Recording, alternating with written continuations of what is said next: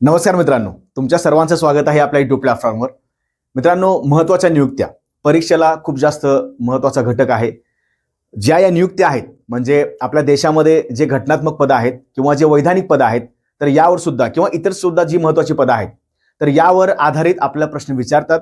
चर्चेतील व्यक्तिमत्व सुद्धा असेल तर लक्षात ठेवायचं, हेच व्यक्ती आहेत जे चर्चेमध्ये असतात, वारंवार वृत्तपत्रामध्ये आपल्याला दिसतात. तर यावर आधारित आपल्याला महत्त्वाच्या नियुक्त्या, मग त्या केंद्र शासनाच्या असतील किंवा राज्य शासनाच्या असतील, असा सविस्तर आपल्याला काही गोष्टी करायच्या आहेत.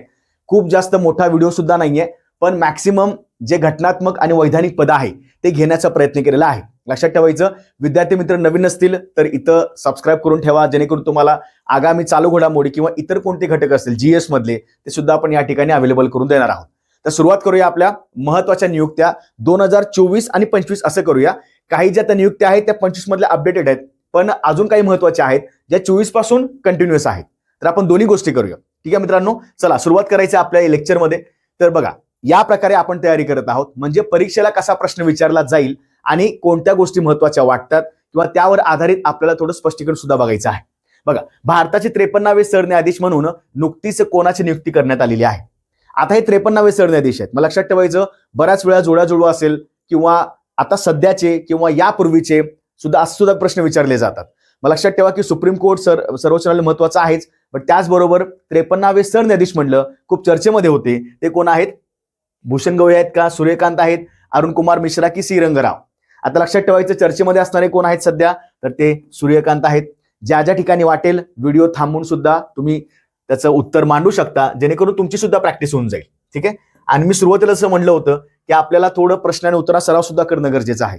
याच प्रकारे प्रश्न विचारले जातात. आता लक्षात ठेवायचं, हा 53वा आहे.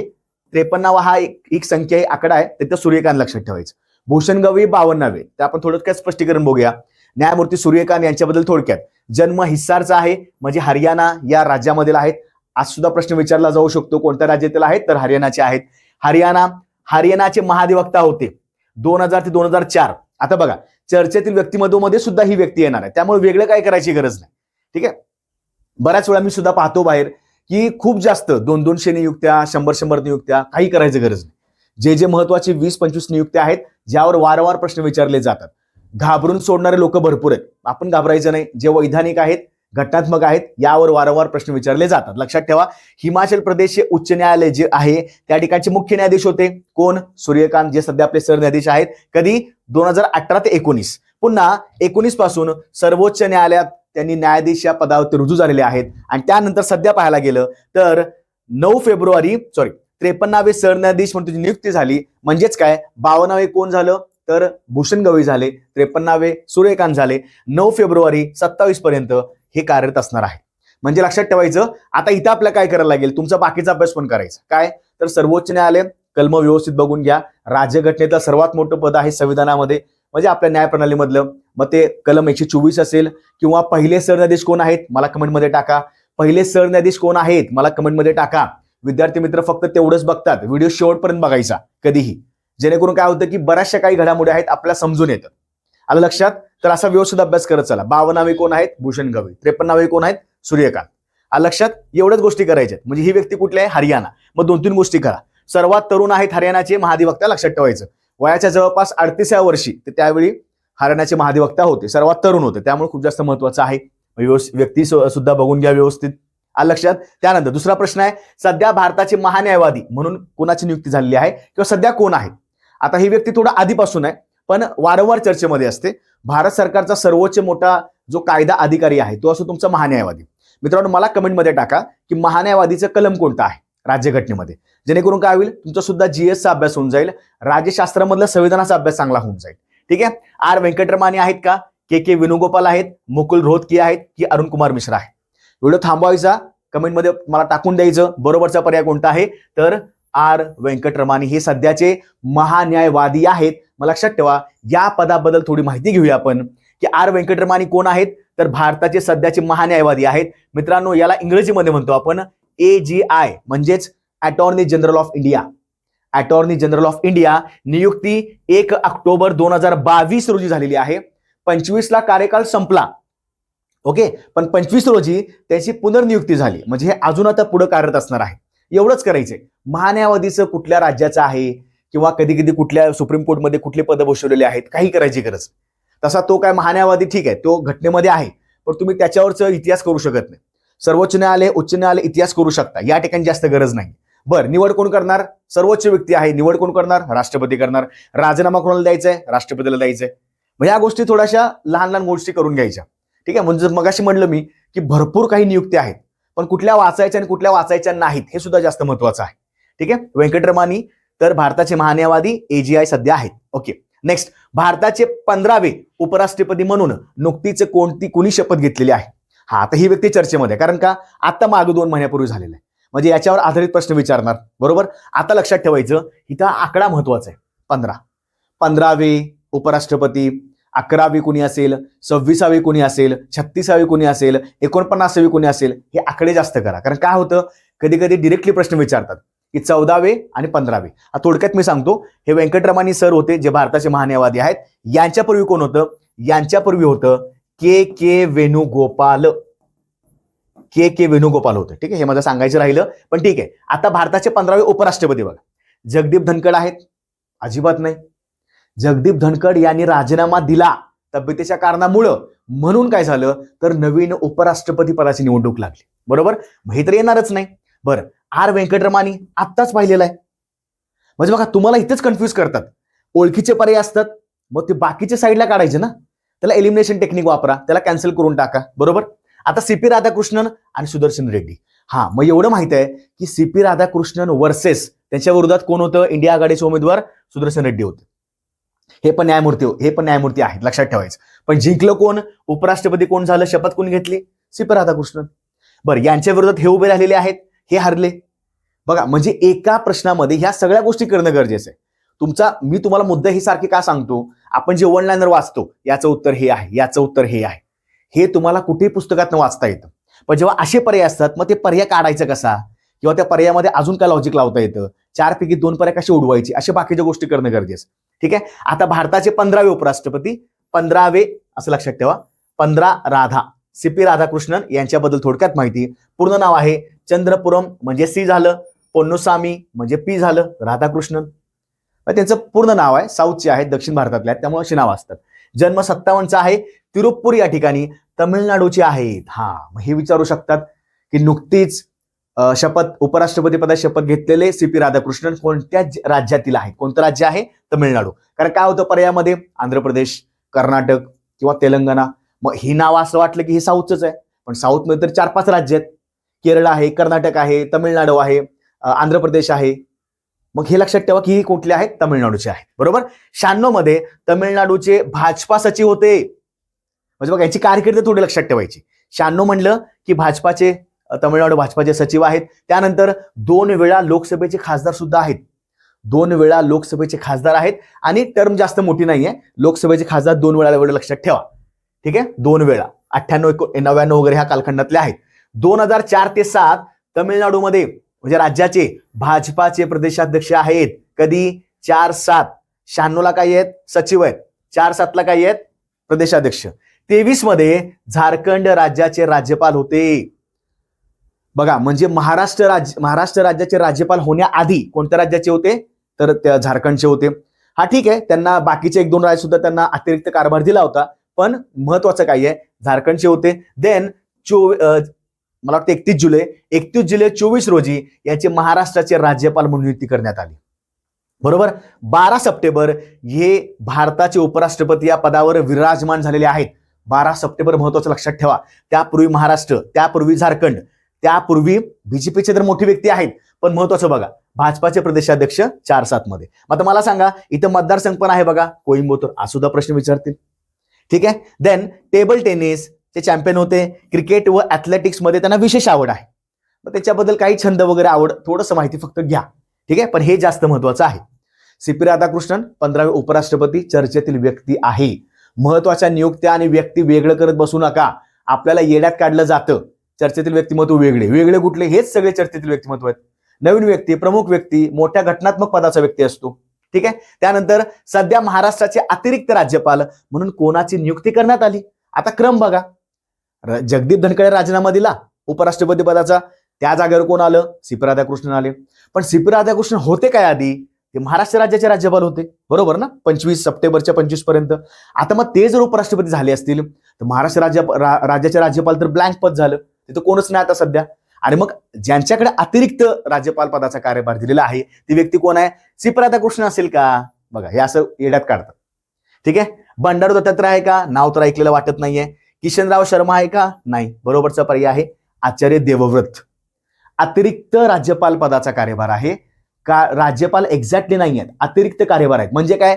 हे आचार्य देवव्रत सर आहेत, ही जी व्यक्ती आहे हे ऑलरेडी एका राज्याचे राज्यपाल आहेत, त्यांच्याकडे अतिरिक्त एक्स्ट्राचा कारभार कुठला दिलेला आहे? महाराष्ट्र राज्याचे राज्यपाल व्हा. लक्षात बघा, महाराष्ट्र राज्याचे अतिरिक्त राज्यपाल अतिरिक्त आहेत कोण? आचार्य देवव्रत. सध्या गुजरातचे राज्यपाल म्हणून सुद्धा कार्यरत आहेत. मग असे काही प्रश्न विचारतात, सध्या महाराष्ट्र राज्याचे अतिरिक्त राज्यपाल जे आहेत ते अजून कोणत्या राज्याचे राज्यपाल आहेत? गुजरात आहे. नाव काय आहे? आचार्य देवव्रत. एवढंच करा 2 घडामोडी. कशाला जन्म आणि मृत्यू आणि हे इथं गरजच नाहीये. आलं का लक्षात? आपण सगळ्याच ठिकाणी नाव पाठ नाही करू शकत. म्हणजे आपण जे काय बाहेर बघतो, हा ह्याचं जन्मतारीख, हा कशानं वारला आणि कशानं काय झालं, म्हणजे मुळात काय लक्षात ठेवायचं ते पण माहिती पाहिजे. बरं, आपण एवढं पण अडाणी आहे की आपल्या पर्याय करता येत नाहीत, आपण तेवढं फार वाचन करत असतो. ठीक आहे, ओके. 16व्या वित्त आयोगाचे उपाध्यक्ष म्हणून कोणाची नेमणूक करण्यात आली? आता वित्त आयोग महत्वाचा आहे. आता वित्त आयोग मला कमेंटमध्ये सांगा कलम किती आहे. बरं, निवड कोण करतं ते सुद्धा कमेंटमध्ये सांगा. लक्षात ठेवायचं, सुमन बेरी आहेत का? एन चंद्रशेखरन आहेत का? उर्जित पटेल आहेत का? तर अरविंद पनगारी आहेत का? सुमन बेरी नीती आयोग, एन चंद्रशेखरन टाटाचे चेअरमन आहेत, मुद्दाम पर्याय टाकतात, हे असले कन्फ्युज होतात. राम सुब्रमण्यम, व्ही नारायणन, व्ही सुब्रमण्यम, गेलं सगळं, लक्षातच राहत नाही. त्यानंतर उर्जित पटेल आधी होते रिझर्व्ह बँकेचे गव्हर्नर, सध्या काहीच नाहीयेत, म्हणजे हे पण गेलं. राहिला पर्याय कोणता? अरविंद पनगारिया. आता अरविंद पनगारिया 16व्या वित्त आयोगाचे उपाध्यक्ष आहेत. मग अध्यक्ष कोण असतात ते नेहमी लक्षात ठेवायचं. 16व्या वित्त आयोगाबद्दल थोडक्यात हे आहेत अरविंद पनगारिया. पदसिद्ध अध्यक्ष असतात ते म्हणजे पंतप्रधान असतात, हे पहिला डोक्यात घ्यायचं. आणि कार्यकारी कोण असतात? तर ते उपाध्यक्ष असतात. म्हणजे मुळात हे पद काही आहे तर पंतप्रधान, लक्षात ठेवा पंतप्रधान. ओके, सॉरी, हे पदसिद्ध अध्यक्ष झालं. वित्त आयोगाचे उपाध्यक्ष नाही, तर अध्यक्षच करायला लागेल आपल्याला, कारण ते नीती आयोगाचे अध्यक्ष ते वेगळे असतात. ठीक आहे, पदसिद्ध अध्यक्ष कोण आहेत? अध्यक्ष कोण आहेत? तर हीच व्यक्ती आहे. कोण? डॉक्टर अरविंद पनगारिया. नीती आयोगाचे अध्यक्ष असतात ते पदसिद्ध कोण असतात? अध्यक्ष पंतप्रधान असतात, ते वेगळं. इथे लक्षात ठेवायचं, इथे कोण आहे सध्या की 16वा वित्त आयोग आहे. मग वित्त आयोगाचे अध्यक्ष कोण असतात? तर ते कोण आहेत सध्या? अरविंद पनगारिया आहेत. ठीक आहे, हे अध्यक्ष पंतप्रधान हे नको, हे चुकलं इथं आपलं. ठीक आहे, निवड कोण करतं? तर राष्ट्रपतीद्वारे निवड केली जाते. कोणाची? 16 वित्त आयोगाची निवड. म्हणजे जो 5 वर्ष कालखंड आहे, तुम्ही 5 वर्षामध्ये केंद्र राज्यामधले चांगले वित्तीय संबंध प्रस्थापित करा. केंद्राकडनं कोणत्या गोष्टी राज्याला अनुदान द्यायचं आहे ते सगळं तुम्ही सांगा. कुणाला सांगतात? हे राष्ट्रपती वित्त आयोगाला सांगतात. 5 वर्षासाठी गठीत केला जातो. कार्यकाल 5 वर्ष आहे. पण 16 वित्त आयोगाचा कार्यकाल कधीपर्यंत आहे? तर 2026 ते 31. बघा, 5 वर्ष झाले. सचिव कोण आहेत? ऋत्विक रंजन पांडे. फक्त माहिती असू देत. काय गोष्टी लक्षात ठेवायच्या? 16 वित्त आयोग अध्यक्ष कोण? अध्यक्ष हे कॅन्सल. अध्यक्ष कोण आहेत सध्या? अरविंद पनगारिया. ही उपाध्यक्ष अध्यक्ष झालं पाहिजे. ठीक आहे, ओके. देन निवड कोण करतं? राष्ट्रपती. किती वर्षासाठी? 5 वर्षासाठी. 26 ते 31 पर्यंत आहेत. आता सगळे सदस्य पाठ करत बसू नका, ते वारंवार बदलत राहतात. अध्यक्ष तेवढा महत्वाचा करायचा. लक्षात. आता हे जे अरविंद पनगारिया आहेत, हे अरविंद पनगारिया नीती आयोगाचे माजी उपाध्यक्ष होते. मग लक्षात ठेवायचं, यांच्याबद्दल एक घडामोडी माहिती पाहिजे. काय? तर हे जे अरविंद पनगारिया आहेत, हे अरविंद पनगारिया नीती आयोगाचे माजी उपाध्यक्ष आहेत. ठीक आहे, मग मला कमेंटमध्ये सांगा मित्रांनो, सध्या नीती आयोगाचे उपाध्यक्ष कोण आहेत सध्याचे? नीती आयोगाचा अध्यक्ष कोण असतो? तर पंतप्रधान. जी व्यक्ती पंतप्रधान असेल ती नीती आयोगाचे अध्यक्ष असते, पदसिद्ध. लक्षात ठेवायचं. पण नीती आयोगाचे उपाध्यक्ष कोण आहेत? मला कमेंटमध्ये उत्तर द्या. लक्षात. देन भारताचे लोकपाल म्हणून कोणाची नियुक्ती केलेली आहे? लोकपाल हा व्यक्ती भारतातला प्रमुख व्यक्ती आहे. लक्षात ठेवायचं. ह्याचं काम काय आहे? तर भारतामध्ये ज्या काही भ्रष्टाचाराच्या गोष्टी होतात, म्हणजे पंतप्रधान पासून ते गट अ, गट ब, गट क, गट ड, केंद्रीय जे काही आपले प्रशासकीय अधिकारी आहेत, त्या सगळ्या संदर्भात जर कोणती भ्रष्टाचारी केस असेल तर ती लोकपाल दर्ज करून घेतं. लक्षात. खूप जास्त महत्वाचं आहे. सूर्यकांत आहेत का? आता मला सांगा, या व्यक्तीला आपण कुठे बघितले? 53वे सरन्यायाधीश. इकडे परत आली का ती? कॅन्सल करायचं. अजय खानविलकर येऊ शकतं. पिनाकीचंद्र घोष माहिती नाहीये. संबित महापात्रा माहिती नाहीये. बरोबरचा पर्याय थांबवा व्हिडिओ आणि कमेंटमध्ये सांगा. बरोबरचा पर्याय आहे अजय खानविलकर. लोकपाल खूप महत्वाची व्यक्ती आहे. लोकपालला प्रश्न विचारला जाऊ शकतो, खूप महत्वाचा आहे बघा. भारताचे लोकपाल न्यायमूर्ती अजय खानविलकर नियुक्ती आहे 12 मार्च 2024 पासून. भले नियुक्ती 25 मध्ये कंटिन्यू आहे, पण कधीपासून झाल्या? मार्च 24 पासून. लक्षात ठेवायचं बघा. आता लोकपालचा कायदा पण लक्षात ठेवायचा. लोकपाल व लोकायुक्त कायदा 2013चा कायदा केलेला आहे. लागू झाला भारतामध्ये 16 जानेवारी 2014 रोजी आणि लागू झाल्यामुळं 16 जानेवारी हा लोकपाल दिवस म्हणून साजरा केला जातो. हे असला अजिबात विसरायचं नाही. लक्षात, म्हणजे ह्या घडामोडी वारंवार करायच्या. हे लोकपाल दिवस, दुग्ध दिन वगैरे हे असलं करत राहायचं, जेणेकरून परीक्षेला प्रश्न विचारतात. लोकपाल दिवस आला. पहिले लोकपाल न्यायमूर्ती पिनाकीचंद्र घोष 19 मध्ये, म्हणजे हा जो पर्याय बघा, हे पहिले लोकपाल आहेत. लक्षात, मध्यंतरी फक्त प्रभारी कारभार दिला होता एका व्यक्तीकडे, पण सध्या दुसरे कोण आहेत? तर ते कोण आहेत? फक्त अजय खानविलकर. लक्षात ठेवायचं, महत्वाची व्यक्ती आहे. डिरेक्टली प्रश्न विचारला जाईल, लोकपाल कोण आहेत? तर अजय खानविलकर. ठीक आहे, ओके. मुंबई उच्च न्यायालयाचे मुख्य न्यायाधीश म्हणून कोणाची नियुक्ती करण्यात आली? सप्टेंबर 25 मध्येच ही घडामोडी झालेली आहे. तुम्हाला करंटचं विचारणार, चालू घडामोडीमधल्या नियुक्त्या लक्षात ठेवायच्या. कोण आहेत बघा? मुंबई हायकोर्ट, मुंबई उच्च न्यायालयाचे मुख्य न्यायाधीश म्हणजेच कोण? चीफ जस्टिस, सीजे. चीफ जस्टिस मुख्य न्यायाधीश आलोक आराध्य, आशुतोष कुंभकोणी नाही, सी रामसुब्रमण्यम, श्री चंद्रशेखर रामसुब्रमण्यम पण नाही आहेत. बरोबरचा पर्याय, व्हिडिओ थांबवायचा सांगायचा, बरोबरचा पर्याय आहे श्री चंद्रशेखर. सप्टेंबर मधली आहे, म्हणजे आगामी ज्या ज्या परीक्षा आहेत त्यांना हमखास प्रश्न विचारला जाईल. आलं लक्षात? बघा, मुंबई उच्च न्यायालयाचे 49 हा मग एक आकडा लक्षात ठेवायचा. बरं, मी सगळ्या ठिकाणी सांगितलं का? सगळे आकडे लक्षात ठेवा, अजिबात. 15वे उपराष्ट्रपती, बरोबर. 53वे सरन्यायाधीश, 49वे मुख्य न्यायाधीश. आपण महाराष्ट्र राज्याचे आहोत, त्यामुळं मुंबई हायकोर्ट. एवढंच करायचं. सगळं करत बसताय. गुजरात हायकोर्ट आणि बंगाल हायकोर्ट आणि हे हायकोर्ट, कशाला गरज आहे? महाराष्ट्र आहे, ज्या ज्या परीक्षा आपल्या असतात तुम्हाला विचारतील. ठीक आहे, कोण आहेत? न्यायमूर्ती श्री चंद्रशेखर. शपथ राज्यपाल CP राधाकृष्णनद्वारे. म्हणजे लक्षात ठेवायचं की राज्यपाल राधाकृष्णन असतानाच यांची निवड झालेली. का सध्या उपराष्ट्रपती कोण आहेत? राधाकृष्णन आहेत. पण त्या आधी काय होते? महाराष्ट्र राज्याचे राज्यपाल होते. मग त्यांनी शपथ त्यांना दिलेली आहे. लक्षात ठेवायचं. यापूर्वी झारखंड उच्च न्यायालय व मुंबई उच्च न्यायालय यांचे प्रभारी मुख्य न्यायाधीश. मग मुंबई उच्च न्यायालयाचा मुख्य न्यायाधीश कार्यभार घेण्याच्या आधी ते झारखंड आणि पुन्हा मुंबई उच्च न्यायालय यांचे प्रभारी होते. प्रभारी आहेत, तात्पुरतं काम करतात, मेन मुख्य नाही झाले. तात्पुरतं काम त्याला आपण काय म्हणतो? प्रभारी मुख्य न्यायाधीश. कुणी नसतं त्यावेळी आणि त्यांना कारभार द्यावा लागतो. कारण असं नको आला की मुख्य न्यायाधीश नाही आणि तुम्ही डिरेक्टली काय करताय, तर घटनेचे काही प्रोसिजर करायला लागला किंवा न्याय निवाड्या प्रक्रिया करायला लागला. ठीक आहे, सो कोण आहेत? श्री चंद्रशेखर 49 आणि यापूर्वी लक्षात ठेवा. शपथ मुद्दाम टाकलेला आहे मी. ठीक आहे, नेक्स्ट. भारताचे 26वे मुख्य निवडणूक आयुक्त म्हणून कोणाची नियुक्ती करण्यात आलेली आहे? 26वे महत्वाचे आहेत, लक्षात ठेवायचं. सुखबीर सिंह संधू, विवेक जोशी, राजेश कुमार, ज्ञानेश कुमार. 26वे आहेत ज्ञानेश कुमार. लक्षात, तेवढंच करायचं. आता मगाशी म्हटलं मी चंद्रशेखर कोण? मुंबई उच्च न्यायालयाचे मुख्य न्यायाधीश. यांच्यापूर्वी कोण होतं? आलोक आराध्य होते. पण आता कोण आहेत? श्री चंद्रशेखर आहेत. तसं लक्षात ठेवायचं. शक्यतो चालूचा आणि एखादा फक्त न कळत मागचं बघायचं. यापूर्वी कोण होते? तुम्हाला असं विचारतील 24 मध्ये 23 मध्ये, थोडंसं एकदा मागचं तेवढं बघायचं. ठीक आहे, ओके. सध्या कोण आहेत? ज्ञानेश कुमार आहेत. आपण थोडक्यात बघूया. चीफ इलेक्शन कमिशनर, मुख्य निवडणूक आयुक्त. भारताचे मुख्य निवडणूक आयुक्त ज्ञानेश कुमार कितवे आहेत? 26वे आहेत आणि फेब्रुवारी 25 पासून आहेत, म्हणजे 25ची प्रमुख नियुक्ती आहे. लक्षात ठेवायचं. यापूर्वी निवडणूक आयुक्त होते कोण? ज्ञानेश कुमार. मला लक्षात ठेवा, तुम्हाला माहिती आहे की जो आपला निवडणूक आयोग आहे याच्यामध्ये 3 जण असतात. कोण? एक असतो मुख्य निवडणूक आयुक्त आणि इतर 2 कोण असतात?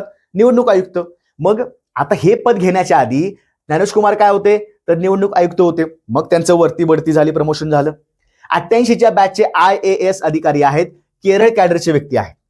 ठीक आहे, ही UPSC कॅडर सिस्टम वेगळी असते, फक्त लक्षात ठेवा. 88 बॅचचे IAS ऑफिसर आहेत. 26 जानेवारी 2029 पर्यंत यांना कार्यकाळ लाभेल. म्हणजे अजून सुद्धा लक्षात ठेवा 4 वर्ष बाकी आहेत. ठीक आहे, म्हणजे महत्वाची व्यक्ती आहे. ठीक आहे, इतर सदस्य कोण आहेत? जसं मग अशी काय म्हटलं मी, 1+2 असतात. एक असतो मुख्य आणि 2 असतात इतर. मग 2 कोण आहेत इतर? विवेक जोशी आणि सुशील चंद्रा. ठीक आहे, हे पण जास्त गरज नाहीये, फक्त सध्या लक्षात ठेवायचं 26वे कोण? ज्ञानेश कुमार. यापूर्वी कोण होते? तर राजीव कुमार. लक्षात ठेवायचं. ठीक आहे, ओके. सगळंच म्हणजे हे करायची गरज नाही, फक्त माहिती असू दे. चालूचं कोण आहेत? ज्ञानेश कुमार आहेत. मला पर्यायामध्ये सांगा कमेंटमध्ये मित्रांनो की निवडणूक आयोग आहे हा कोणत्या कलमा अंतर्गत आहे? त्याचं कलम, कारण घटनात्मक आहे मग कलम सुद्धा माहिती पाहिजे. कलम मला कमेंटमध्ये टाकून द्या. ठीक आहे. नेक्स्ट, 23व्या कायदा आयोगाच्या अध्यक्षपदी कोणाची नेमणूक करण्यात आली? कायदा आयोग आहे हा घटनात्मक नाही. कायदा आयोग घटनात्मक नाही, तो फक्त वैधानिक आहे. लक्षात, घटनेमध्ये नमूद नाहीये, कलम नाही सांगायचं, ते बसायचं. ऋषिकेश सिन्हा, दिनेश माहेश्वरी, कपिल सिब्बल की विप्लव देव, हे तर नाहीयेत. कुठला पर्याय आहे? दिनेश माहेश्वरी सध्या काय आहेत? कायदा आयोगाचे अध्यक्ष आहेत. कितव्या? 23व्या कायदा आयोगाचे अध्यक्ष आहे. लक्षात बघा, भारतीय कायदा आयोग, लॉ कमिशन ऑफ इंडिया, 23व्या कायदा आयोगाचे अध्यक्ष आहेत न्यायमूर्ती दिनेश माहेश्वरी. एप्रिल 25 पासून, म्हणजे इथं प्रश्न विचारू शकतील का 25 पासून आहेत. बघा, आता हे सगळं करायची गरज नाही. एक अध्यक्ष कोण आहेत? तर दिनेश माहेश्वरी. 2 पूर्णवेळ सदस्य, 2 अर्धवेळ सदस्य, 2 पदसिद्ध सदस्य. म्हणजे अध्यक्ष आणि सदस्य फक्त महत्वाचे लक्षात ठेवा. कार्यकाळ किती असतो? 3 वर्ष असतो. आणि पहिला कायदा आयोग कधी गठीत झाला? तर 1834 मध्ये. कुणी गठीत केला? त्याचे अध्यक्ष कोण होते? Lord Macaulay. आणि आपण राज्यशास्त्रामध्ये किंवा इतिहासामध्ये सुद्धा 1834 मध्ये मॅकॉले समिती अभ्यासलेली आहे. मॅकॉले आयोग काय? तर कायदा आयोग. लक्षात ठेवायचा पहिला. आणि आता कितवा आहे तो? 23वा आहे. लक्षात, मग 23वा फक्त माहिती असू देत कोण आहेत ते सध्या. तर दिनेश माहेश्वरी आहेत. देन बघा, 15वे महालेखापाल म्हणून कोणाची नियुक्ती करण्यात आली? 15वे महालेखापाल म्हणजे कॅग, कंट्रोलर ऑडिटर जनरल. लक्षात ठेवायचं, नियंत्रक व महालेखापाल. भारतामध्ये आपल्या जो त्याला आपण काय म्हणतो की संचित निधी आहे, त्यातनं किती पैसे किंवा गव्हर्नमेंटचं ऑडिट करणं वगैरे हे सगळं कोण ठरवतं किंवा त्याचं ऑडिटिंग कुणाकडे असतं? तर ते कोण आहेत? कॅग ही व्यक्ती आहे. लक्षात ठेवायचं. गिरीशचंद्र मुर्मू आहेत का? नाही, सध्या हे नाही आहेत. के संजय मूर्ती, ऋतुराज अवस्थी, के यांचा पण नाव कुठं ऐकले? हे आधीचे महान्यायवादी होते. ऋतुराज अवस्थी अजिबात नाही. पर्याय क्रमांक कुठला आहे? के संजय मूर्ती. मग सध्या कॅग आहेत के संजय मूर्ती. मग लक्षात ठेवायचं. भारताचे महालेखापाल कॅग आहेत, त्याला कॅग असं आपण म्हणतो. 15वे महालेखापाल म्हणून के संजय मूर्ती यांची नियुक्ती झालेली आहे नोव्हेंबर 24 पासून. पण सध्या ते कार्यरतच आहेत, त्यामुळे 25 सुद्धा लक्षात ठेवायचं. यापूर्वी ते उच्च शिक्षण विभागाचे सचिव सुद्धा होते. कोण? संजय मूर्ती. माजी IAS अधिकारी. आणि बऱ्याच वेळा लक्षात ठेवायचं, जे आता काही कॅग होत आहेत ते बऱ्याच वेळा माजी IAS अधिकारी असतात. यापूर्वीचे कॅग होते गिरीशचंद्र मुर्मू, ते सुद्धा IAS अधिकारीच होते. त्यामुळे पहिले वहिले काय नाहीये, फक्त लक्षात ठेवा माजी IAS अधिकारी आहेत. 6 वर्ष ते 65 वर्ष असं वयापर्यंत त्यांचा कालखंड असतो. 6 वर्ष 65 वय होईपर्यंत, जे लवकर होईल ते. यापूर्वी कॅग कोण होते? गिरीशचंद्र मुर्मू. मग सध्याचे कोण आहेत? संजय मूर्ती. मूर्ती आत्ताचे, मुर्मू आधीचे. असं लक्षात ठेवत चला. मला कमेंटमध्ये सांगा मित्रांनो, राज्यघटनेमध्ये, कारण कॅग हे घटनात्मक आहे बरोबर, मग कॅग साठी कोणतं कलम महत्वाचं आहे? मला कमेंटमध्ये उत्तर द्या. ठीक आहे, चला पुढचा बघूया व्यक्ती कोण आहे. जानेवारी 2025 मध्ये इस्रोचे अध्यक्ष म्हणून कोणाची नियुक्ती करण्यात आली? इस्रोचे अध्यक्ष महत्वाची व्यक्ती आहे, चर्चेतील व्यक्ती आहे, लक्षात ठेवायचं. ठीक आहे, व्ही नारायणन आहेत का? के सिवन, एस सोमनाथ, किरण कुमार रेड्डी.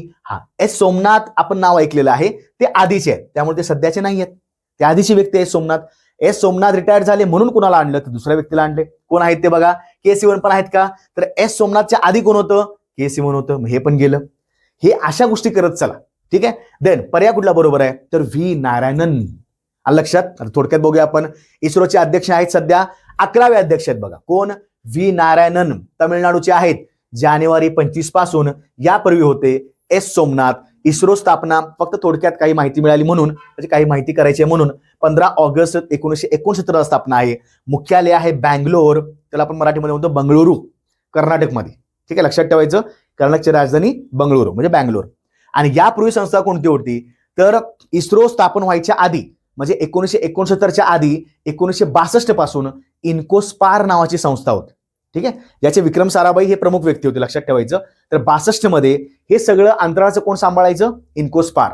पण त्यांनी काय सांगितलं की समिती नको. इन्कोस्पार मध्ये काय? Indian national committee on space research. Indian national committee on space research, मग रिसर्चची समिती आहे. मग विक्रम साराभाईंचं काय म्हणणं आहे की समिती असण्यापेक्षा संस्था करूया. संस्था कोणती झाली? 69ला कोणती झाली तर इस्रो झाली.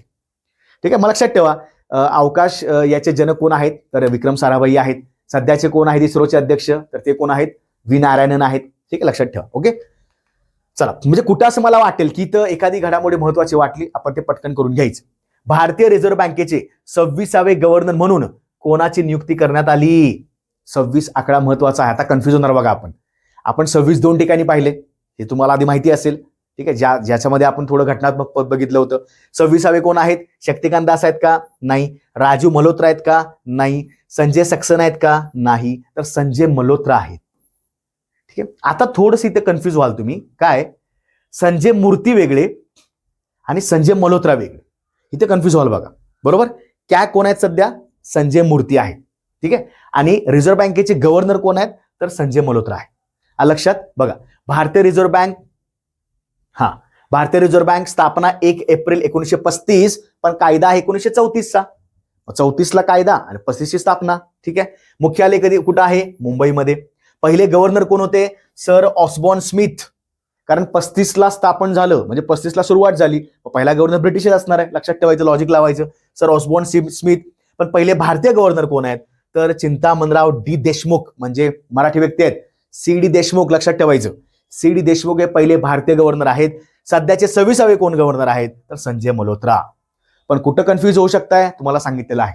ठीक आहे, संजय मूर्ती कॅग आणि संजय मल्होत्रा आरबीआय. यापूर्वी कोण होते शक्तिकांत दास, ते किती वेळ असणार 25वे, हे किती वेळ आहेत 26वे. लक्षात. त्यानंतर काही महत्वाच्या बँका संस्था व त्यांचे प्रमुख.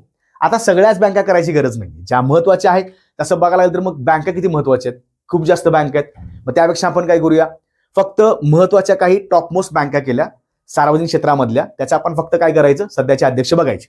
म्हणजे हे आरबीआयचा क्वेश्चन आला म्हणून. भारतीय स्टेट बँक चल्ला श्रीनिवासुलू शेट्टी हे सध्याचे अध्यक्ष आहेत. ठीक आहे, कारण का प्रमुख फक्त विचारलेला आहे. नाबार्ड, ओके, भारतीय स्टेट बँक तर भारतामधली सर्वोच्च मोठी अशी सार्वजनिक क्षेत्रातील बँक आहे. लक्षात ठेवायचं. ठीक आहे, NABARD national bank for agriculture and rural development, म्हणजे काय तर ग्रामीण विकासासाठी आणि कृषीसाठी राष्ट्रीय मोठी बँक कोणती आहे नाबार्ड आहे. ठीक आहे, बघा नाबार्डचे कोण आहेत शाजी केवी, त्याचे अध्यक्ष आहेत. SEBI securities and exchange board of India, भारतामधलं जे काय प्रतिभूती किंवा जे काही शेअर मार्केट स्टॉक मार्केट आहे त्याच्यावरचं कंट्रोल कुणाकडे आहे सेबी आहे. कोण आहेत तुहिन कांत पांडे, ही व्यक्ती महत्वाची आहे, ला स्टार करा. 25 मध्ये नियुक्ती झालेली आहे. कोण सेबीचे कोण आहेत तुहिन कांत पांडे. LIC अगेन खूप जास्त महत्वाची एक संस्था आहे, लाईफ इन्शुरन्स कॉर्पोरेशन म्हणून सिद्धार्थ मोहांती. इरडाई म्हणजे काय insurance regulatory development authority of India, म्हणजे इन्शुरन्स क्षेत्रामधली सर्वोच्च मोठी विमा क्षेत्रामध्ये सर्वोच्च मोठी संस्था कोण आहे IRDAI चे अध्यक्ष आहेत अजय सेठ, हे सुद्धा महत्वाचे आहेत कारण 25 नियुक्ती आहे. आणि PFRDA प्रॉव्हिडंट फंडामधली सर्वोच्च मोठी संस्था नियंत्रक संस्था कोणती आहे PFRDA, अध्यक्ष शिवसुब्रमणियन रमन, 25 नियुक्ती आहे. म्हणजे हे तिघ जण जरा महत्वाचे वाटतात. तुहिनकांत पांडे त्यातच जास्त महत्वाचे आहेत. बऱ्याचशा परीक्षेला वन लाइनरला प्रश्न विचारले जातात. ठीक आहे, म्हणजे व्यवस्थित करायचं. SBI, NABARD, SEBI, LIC, IRDAI आणि PFRDA, बस काही करत बसायचं नाही. Central bank of India, Maharashtra bank, bank of Baroda, अरे किती करणार बँका. सो एवढ्याच महत्वाच्या करायच्या ज्याच्यावर प्रश्न विचारू शकतील. ठीक आहे, ओके. देन पुढचा कंटिन्यू प्रश्न. UPSCचे 37वे अध्यक्ष म्हणून कोणाची नियुक्ती करण्यात आली. मनोज सोनी, अनुप सेठी, प्रीती सुदान की अजय कुमार. हे बऱ्यापैकी यातले सगळे UPSCचे अध्यक्षच आहेत. पण सध्याचे कोण आहेत 37वे तर अजय कुमार हे सध्याचे अध्यक्ष आहेत. आणि खूप जास्त महत्वाची संस्था आहे UPSC संघ लोकसेवा आयोग. स्थापना आहे 1 ऑक्टोबर 1926. संवैधानिक दर्जा आहे कारण का घटनेमध्ये नमूद आहे, घटनात्मक दर्जा आहे. 26 जानेवारी 1950 रोजी नमूद झाली. बघा बॉडी आधीची आहे कारण का ती ब्रिटिशांनी फॉर्म केलेली आहे 26 मध्ये, पण घटनात्मक दर्जा कधी दिला आता 26 जानेवारी 1950 ला काय झालं तर घटना पूर्ण अंमलात आली. मग अंमलात आल्यानंतर त्याला दर्जा प्राप्त झाला. 37वे अध्यक्ष कोण आहेत अजय कुमार आहेत. बघा ठीक आहे, संवैधानिक दर्जा 26 जानेवारी पुन्हा ते. बघा आता हे महत्वाचे का वाटतात तर अजय कुमार हे माजी संरक्षण सचिव आहेत, डिफेन्स सेक्रेटरी आहेत. मग अशी जी महत्वाची व्यक्ती असते थोडक्यात फक्त माहिती करायचं. कोण आहेत अजय कुमार, माजी संरक्षण सचिव. 85 बॅचचे IAS अधिकारी आहेत आणि केरळ कॅडरचे आहेत. मग लक्षात ठेवा हे अशा काही गोष्टी आहेत. मग आपण अजून एक कॅडर कॅडर पाहिलं होतं. सगळ्या ठिकाणी कॅडर करायची गरज नाही, कारण मोठ्या मोठ्या पदावर माजी रिटायर्ड IAS अधिकारी असतात आणि त्यांचं बॅच लक्षात ठेवणं, कॅडर लक्षात ठेवणं अवघड होऊन जाईल. त्यामुळे मोजकेच करा, जर की कॅग आहे किंवा अजून कोणी बघितलं असेल, फक्त बॅच केलं तरी चालेल, काय हरकत नाही. ठीक आहे, कॅडर फक्त जरा चेक करायचं.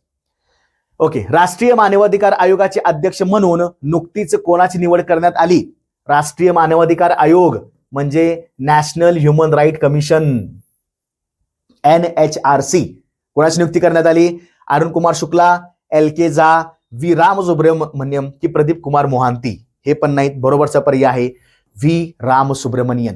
सुब्रमण्यन आहे, मनियन, सुब्रमण्यम नव्हे. बघा आता ही नाव पण वेगळे असतात, म्हणजे अभ्यास करताना हे असं पण करणं गरजेचं. ठीक आहे, मनियन. बघा, राष्ट्रीय मानवाधिकार आयोग NHRC असंवैधानिक आणि घटनाबाह्य संस्था आहे. घटनाबाह्य म्हणजे घटनेमध्ये नाही, घटनेच्या बाहेर आहे, पण महत्वाची आहे. असंवैधानिक, संविधानामध्ये नाही, म्हणजे बाहेर असणारी. ठीक आहे, कन्फ्यूज व्हायचं नाही, एकदम सिंपल स्टडी करायचा. स्थापना आहे 12 ऑक्टोबर 1993 आणि वैधानिक आहे कारण याची कायद्यानं स्थापन झालेली आहे. कायद्यानं स्थापन. कुठला कायदा? Protection of national human rights act किंवा प्रोटेक्शन ऑफ राईट्स ऍक्ट म्हणजे काय? मानवाधिकार आयोगाचा कायदा आहे. कधी 1993चा आहे, स्थापना पण 93ची आहे, 12 ऑक्टोबर 93. रचना 1+5. 1 म्हणजे अध्यक्ष, 5 म्हणजे सदस्य. बरं, इतर सुद्धा पदसिद्ध सदस्य असतात, पण ते काही करायची गरज नाही. त्याच्यामध्ये राष्ट्रीय मागासवर्गीय आयोगाचे असतात अध्यक्ष, इतर सदस्य असतात, किंवा अनुसूचित जाती असेल, जमाती असेल, किंवा बाल सुरक्षेचा आयोग असेल, महिला कल्याण आयोग असेल, किंवा मग अल्पसंख्याक असेल, या सगळ्यांची इथं सदस्य असतात, पण सगळं करायची गरज नाही. 1+5 लक्षात ठेवा. अध्यक्ष 90 कोण आहेत? 90 आहेत हे सध्या. कोण? V राम सुब्रमण्यन, डिसेंबर 24 पासून, एवढं लक्षात ठेवायचं. 90 NHRC. ठीक आहे, म्हणजे राष्ट्रीय मानवाधिकार आयोग.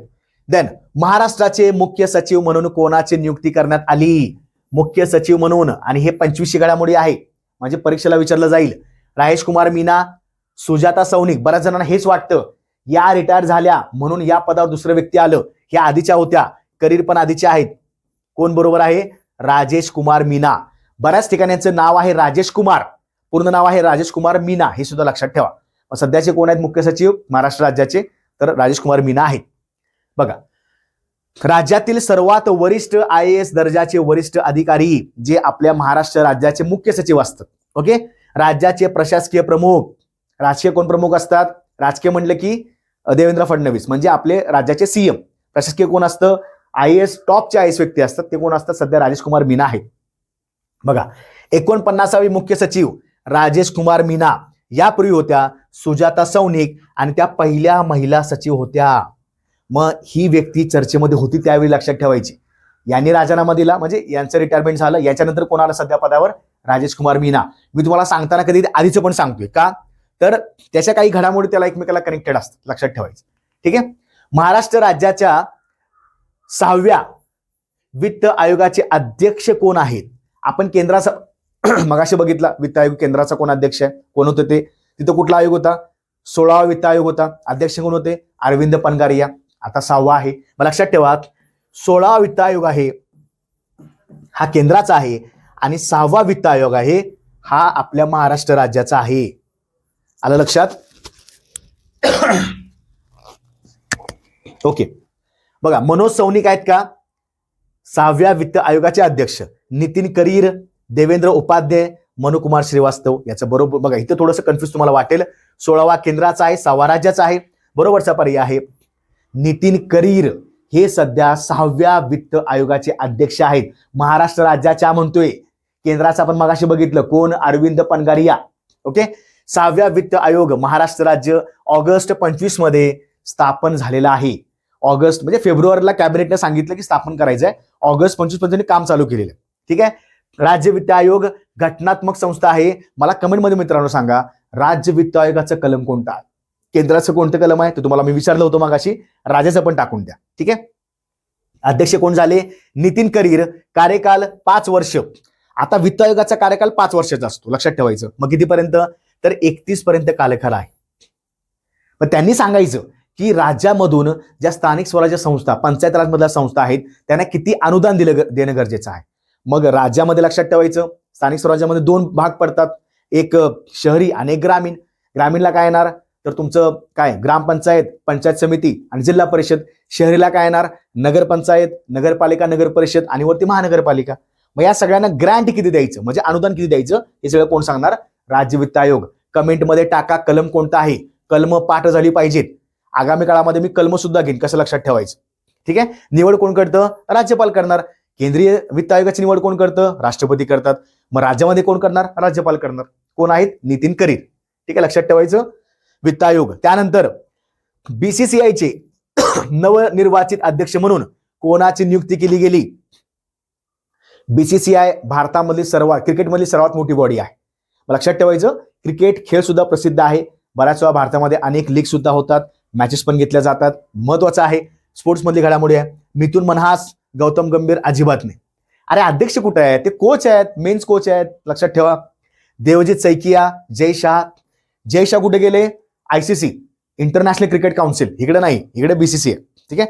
आधी जय शाह काय होते? जय शाह आधी बीसीसीआयचे सेक्रेटरी होते. ठीक आहे. मग ते गेले आयसीसीला.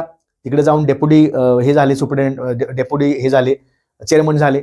आता ते आयसीसी अध्यक्ष तरुण आहेत सगळ्यात. हे झाले तिकडे आयसीसी. सध्या चालले काय? बीसीसीआय. करेक्ट ऑप्शन आहे मिथुन मनहास. ठीक आहे. बघा पहिला फुल फॉर्म बघा. Board of control for cricket in India म्हणजे क्रिकेटसाठी नियामक मंडळ कोण आहे? तर बीसीसीआय आहे. स्थापना 1 डिसेंबर 1928. खूप जुना आयोग आहे. एक जुनी संस्था आहे, ब्रिटिशकालीन संस्था आहे. मुख्यालय चर्चगेट कुठे आहे? मुंबई. अध्यक्ष आहेत मिथुन मनहास. सचिव आहेत देवजीत सैकिया. आता लक्षात ठेवायचं. आयसीसी अध्यक्ष म्हणलं की कोण येणार? जय शाह. बीसीसीआय म्हणलं की मिथुन मनहास आणि सचिव कोण आहेत? देवजीत सैकिया. लक्षात एवढंच करा, जास्त काही करायची गरज नाही. सगळं बाकी बॉडी पार्ट करून टाकाल. संचालक मंडळ काय करायची गरज आहे? अध्यक्ष सचिव तेवढंच करून टाका. देन संरक्षण क्षेत्रातील महत्वाच्या नियुक्त्या हे आपल्याला माहिती असणे गरजेचं आहे. मग मला पर्यायापेक्षा मी डिरेक्टली वन घेतलेले, कारण ते आपल्या मगाच्या 15 नियुक्त्या काय होत्या प्रॉपर आपण घेतल्या होत्या पर्याय वाईज म्हणजे संभाव्य प्रश्न. पण हे आपण जनरली घेऊया. राष्ट्रीय सुरक्षा सल्लागार तर पाहायला गेलं तर अजित डोवाल आहेत. म्हणजे नरेंद्र मोदी पंतप्रधान झाल्यापासून गेले 10 ते 11 वर्ष अजित डोवालच काय आहेत?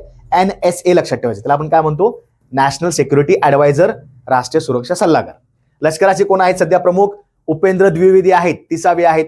हवाई दलाचे कोण आहेत? अमरप्रीत सिंग आहेत, 28वे. नौदलाचे कोण आहेत? तर ऍडमिरल दिनेश के त्रिपाठी आहेत. मला कमेंटमध्ये सांगा तिन्ही दिवस केव्हा साजरे करतो? आर्मी दिवस, नौसेना दिवस आणि वायुसेना दिवस कधी साजरे केले जातात? मला कमेंटमध्ये उत्तर द्या. कारण चालू घडामोडी विषय कधीही कसाही प्रश्न येऊ शकतो, लक्षात ठेवायचं. ठीक आहे. ओके, तिन्ही व्यवस्थित बघून घ्या. स्क्रीनशॉट पण काढून घेऊ शकता. महाराष्ट्रातील महत्वाच्या पदांनी नियुक्त्या आपण वर्णन करायला लागलो सध्या. महाराष्ट्र विधानसभा अध्यक्ष राहुल नॉर्वेकर, महाराष्ट्र विधानसभा उपाध्यक्ष अण्णा बनसोडे, महाराष्ट्र विधान परिषद अध्यक्ष हे विधान परिषद झाला राम शिंदे, विधान परिषद उपाध्यक्ष नीलम गोरे आणि विधान परिषद विरोधी पक्ष नेते अंबादास दानवे. लक्षात ठेवायचं. हे एवढंच करून घेतलं तरी हरकत नाही. ठीक आहे. शक्यतो असं डिटेलमध्ये एवढं करायची गरज नाही, पण माहिती असू दे. ठीक आहे. ओके. तर महाराष्ट्राचे नवीन वनबल प्रमुख M श्रीनिवासन राव, महाराष्ट्र सहकारी संघाचे अध्यक्ष प्रवीण दरेकर, विधानसभेत लोकलेखा समितीचे अध्यक्ष, लोकलेखा समिती महत्वाची असते मित्रांनो, विजय वडेट्टीवार, मुख्यमंत्र्यांचे मुख्य आर्थिक सल्लागार प्रवीण परदेशी, ही सुद्धा महत्वाची व्यक्ती आहे. सिनियर मोस्ट IAS ऑफिसर आहेत. मुख्यमंत्री कार्यालय प्रधान सचिव अश्विनी भिडे, मुख्यमंत्री विधानसभा हंगामी अध्यक्ष कालिदास कोळंबकर, मुंबई नवीन पोलीस आयुक्त देवेन भारती, सध्याचे मुंबईचे पोलीस कमिशनर आहेत. आणि महाराष्ट्राचे काँग्रेस प्रदेशाध्यक्ष हर्षवर्धन सकपाळ. ठीक आहे. हे करायची गरज नाही, एवढं फक्त लक्षात ठेवायचं जे वारंवार विचारलं जातं. आता आपण एका लेक्चरला काय करूया तर फक्त महिला करूया. म्हणजे ज्या ज्या पहिल्या महिला महत्वाच्या आहेत, जे आता सध्या आपण पाहतो राज्यामध्ये असेल, केंद्रामध्ये किंवा जगामध्ये जागतिक घडामोडी करायचे, ज्याच्यामध्ये पहिल्या महिला असे आपण एक व्हिडिओ सुद्धा घेऊया. ठीक आहे. ओके. सो व्हिडिओ कसा वाटला नक्की सांगा. यानंतर सुद्धा आपले व्हिडिओचे चालू राहतील, जेणेकरून आपल्याला चालू घडामोडीला एक चांगला अभ्यास करता येईल. ठीक आहे मित्रांनो, व्हिडिओ शेवटपर्यंत बघत चला. आपले जे मित्रमैत्रिणी ज्यांना जास्त गरज आहे अभ्यासाची किंवा चालू घडामोडी खूप जास्त अवघड वाटतोय, तर अशा काही गोष्टीमुळे आपण तो सोपा करून टाकतो. ठीक आहे. व्हिडिओ कसा वाटला नक्की सांगा. लाईक करा, शेअर करा, सबस्क्राईब करा, जास्तीत जास्त लोकांपर्यंत पोहोचवा आणि जेवढे प्रश्न विचारलेले आहेत त्याची कमेंटमध्ये उत्तर टाका. म्हणजे मला पण समजेल की आपले विद्यार्थी चांगला अभ्यास करतायत आणि शेवटपर्यंत व्हिडिओ पाहत आहे. ठीक आहे मित्रांनो, चला जय हिंद, पुन्हा भेटू.